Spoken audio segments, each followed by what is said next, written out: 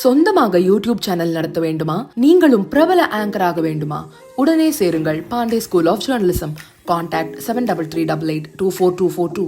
பஹல்காம் பயங்கரவாதிகளால் கொல்லப்பட்ட கடற்படை வீரர் வினய் நார்வலின் மனைவி ஹிமான்ஷி ட்ரோல் செய்யப்பட்டதற்கு தேசிய மகளிர் ஆணையம் கடும் கண்டனம் தெரிவித்துள்ளது. இது தொடர்பாக தனது சமூக வலைதளத்தில் பதிவிட்டுள்ள தேசிய மகளிர் ஆணையம், பஹல்காம் பயங்கரவாத தாக்குதலுக்கு பிறகு முஸ்லிம்கள் அல்லது காஷ்மீர்களுக்கு எதிராக யாரும் செயல்படுவதை நாங்கள் விரும்பவில்லை என்று பேசிய லெப்டினன்ட் வினய் நார்வலின் மனைவி ஹிமான்ஷியை சமூக வலைதளத்தில் ட்ரோல் செய்யப்படுவதை எந்த விதத்திலும் ஏற்றுக்கொள்ள முடியாது.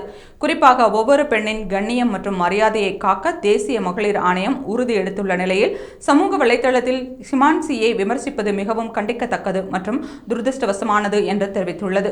மேலும் ஹிமான்ஷியின் பேச்சுக்கு மாற்று சிந்தனை உடையவர்கள் தங்களது எதிர்வினையை கண்ணியமாகவும் மற்றும் அரசமைப்பு அளித்துள்ள உரிமைகளுக்கு உட்பட்டும் தெரிவிக்க வேண்டும் என்று தேசிய மகளிர் ஆணையம் தெரிவித்துள்ளது. முன்னதாக வினய் நார்வலின் 27வது பிறந்த நாளை முன்னிட்டு ஹரியானாவின் கார்னிலாலில் இரத்த தான முகாம் ஏற்பாடு செய்யப்பட்டதில் கலந்து கொண்டு பேசிய வினய் நார்வலின் மனைவி ஹிமான்ஷி, முஸ்லிம்கள் அல்லது காஷ்மீர்களுக்கு எதிராக யாரும் செயல்படுவதை நாங்கள் விரும்பவில்லை.